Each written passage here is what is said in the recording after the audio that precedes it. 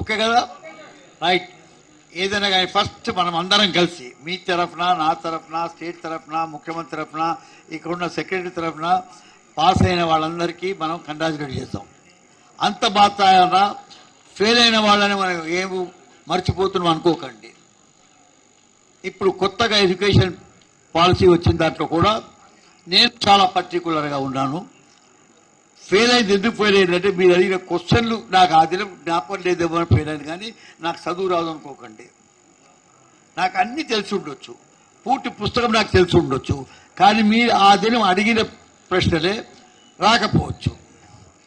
కాబట్టి సిస్టమ్ లోపలనే మేము ఎట్లా దీన్ని మార్పు తేవాలి, ఏ తీరుగా పిల్లల్లో ఉన్న నిజమైన నాలెడ్జ్ తెలుసుకోవాలి, దాని మీద మా దృష్టి ఎంత ఉంది. ఇప్పుడు దాని గురించి ఏం చేస్తామంటే కంటిన్యూస్ ఎవాల్యుయేషన్ అనేటి ఒక పద్ధతిని మేము పెట్టుకోవాలనుకుంటున్నాము.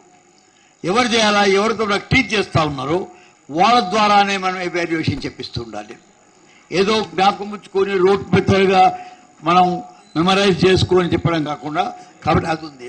కాబట్టి దానంతా మాత్రాన ఇప్పుడు ఇవాళ రిజల్ట్స్ కొంచెం కూడా చిన్న చూపు చూడకండి.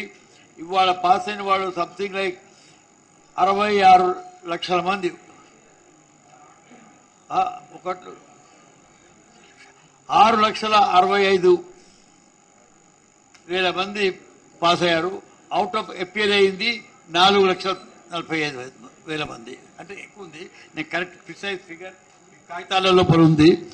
కాబట్టి క్వశ్చన్ ఏంటంటే పర్సంటేజ్ మీకు దొరికింది, ఇప్పుడు దొరికింది 71 అనుకుందాం. 70.58 అన్నారు కాబట్టి దాన్ని నేను 71గా మాట్లాడుతున్నాను.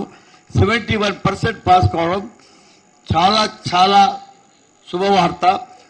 మనం దాంతో సంతోషపడాలి, గర్వపడాలి.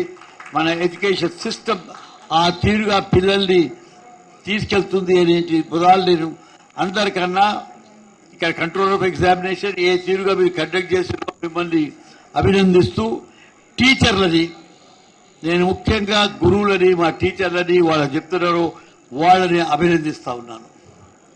మీకు తెలవాలా, పిల్లలు మనతో జాయిన్ అయినప్పుడు వాళ్ళ నేచర్, హ్యూమన్ స్టూడెంట్ అనడంతోనే నేచర్ తెలుసుకోవాలి మనం.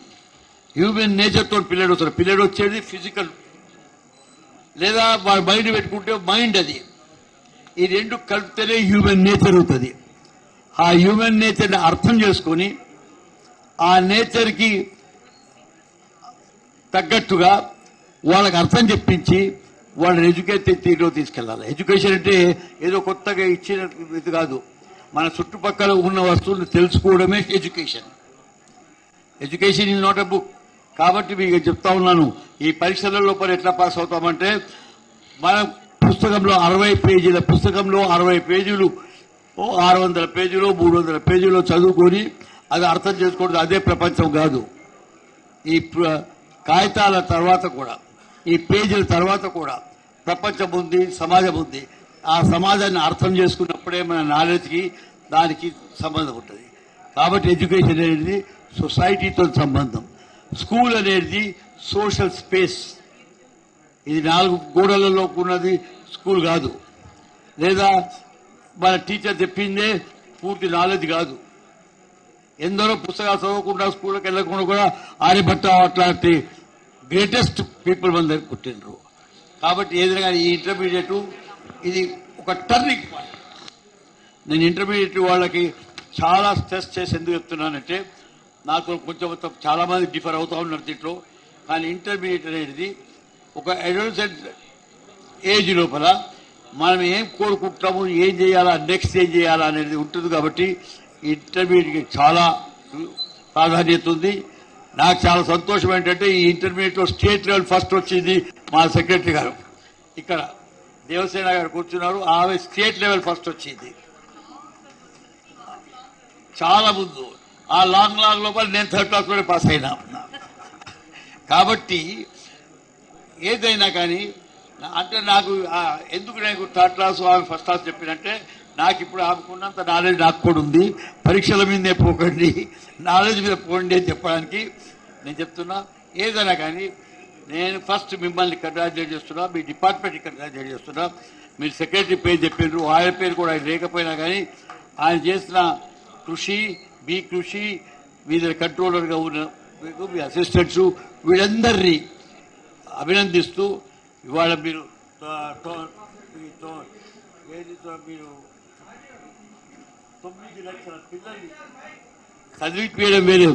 చదివిపోయడమే కాకుండా వాళ్ళని ఎగ్జామ్ చేయడం, ఎవాల్యుయేట్ చేయడం ఇది సాధారణమైన పని కాదు.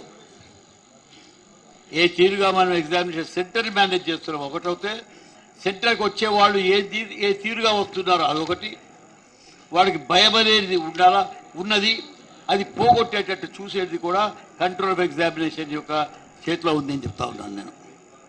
మనం ఒక రూల్ పెట్టుకున్నాం, 5 నిమిషాల కన్నా ఎక్కువ రానియమని. ఆ పిల్లలు ఇంటి నుంచి వస్తూ ఉంటేనే ఆ భయంతో వస్తాడు, నేను 5 నిమిషాల ముందు పోతున్నానా లేదా అని. అది వాడు రాసే దాని మీద కూడా ఎఫెక్ట్ పడుతుంది. కాబట్టి కంట్రోల్ ఆఫ్ ఎగ్జామ్ చెప్తున్నాం, మనం ఎన్నో రిఫార్మ్స్ చేసుకుంటా ఉన్నాం.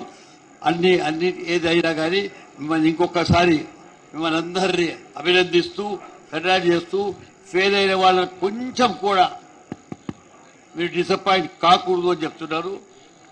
ఫెయిల్ అండ్ పాస్ అనేది ఎడ్యుకేషన్లో ఉండదు. మీరు ఇచ్చేది మార్క్స్ ఇవ్వడం దాన్నే ఉంటుంది. కాబట్టి వాళ్ళు కూడా నెక్స్ట్, ఎందుకంటే వాళ్ళు సప్లిమెంటరీ ఎగ్జామినేషన్ డేట్ కూడా ఇచ్చేసారు. ఆ 13/5/26కే ఉందట. మరి ఇది ఒక కొత్త సిస్టమ్ పెట్టుకుంటాం. వాళ్ళ ఫెయిల్ అయిన వాళ్ళని ఇమీడియట్లీ వాళ్ళు నిజంగానే కొంచెం డిసప్పాయింట్ కాకుండా వాళ్ళకి సప్లిమెంటరీ ఎగ్జామ్ ఇమీడియట్లీ ఇచ్చేసి వాళ్ళలో ఉన్న మంచి నాలెడ్జ్ని మీ దగ్గర తెచ్చే ప్రయత్నం చేస్తారో అది డిపార్ట్మెంట్ చేస్తున్న పని. అది మా యోగితారాణి గారి డిపార్ట్మెంట్ లోపల, అంటే ఎడ్యుకేషన్ రిఫార్మ్లో ఒక పార్ట్. అది ఏమిటి, మనం ఏదో ఫెయిల్ అయిన మొత్తం పనికిరాదు అనకుండా వాళ్ళు తీసుకొస్తున్నాం. నేను మీ అందరికీ ఒక్కసారి కంగ్రాచులేట్ చేస్తూ, మీరు కూడా ప్రెస్ వాళ్ళని కూడా ముందు ప్రెస్ గురించి మ్యాట్రికులేషన్ పరీక్ష వస్తుందో జీవితంలో ఏమైనా కానీ అన్నిటికన్నా పెద్దది మ్యాట్రిక్ ఎగ్జామ్లో ఏమవుతుంది అని చూసుకునే, అది బెంచ్ మార్క్ ఉండే. ఇప్పుడు ఇంటర్మీడియట్ కూడా ఆ తీరుగా తయారైంది. దాని మధ్యన పీయూసీ వచ్చింది, చాలా కొన్ని దాని గురించి వచ్చింది. ఇంటర్మీడియట్ కూడా ఆ తీరుగానే ఉన్నది. కాబట్టి ప్రతి వాళ్ళు తన BA, MA, PhD అని చూడరు. వాళ్ళు ఈ మ్యాట్రిక్, ఇంటర్ ఈ రిజల్ట్స్ గురించి ఎదురు చూస్తూ ఉంటారు. కాబట్టి ఆ రిజల్ట్స్ని నా చేతితో ఇవి వాళ్ళ రిలీజ్ చెప్పారు. నాకు చాలా సంతోషంగా ఉంది, నిజంగా మనస్ఫూర్తిగా చెప్తున్నాను. నాకు సంతోషంగా ఉంది. ఈ 6 లక్షల మంది గురించి కాకుండా మిగిలిన వాడు కూడా రేపు మళ్ళీ సప్లిమెంటరీలో కూడా వాళ్ళందరికీ నేను కంగ్రాచులేట్ చెప్తూ సెలవు తీసుకుంటాను. Thank you. Good night. Thank you, sir. Now I request Yogita ma'am to address, please.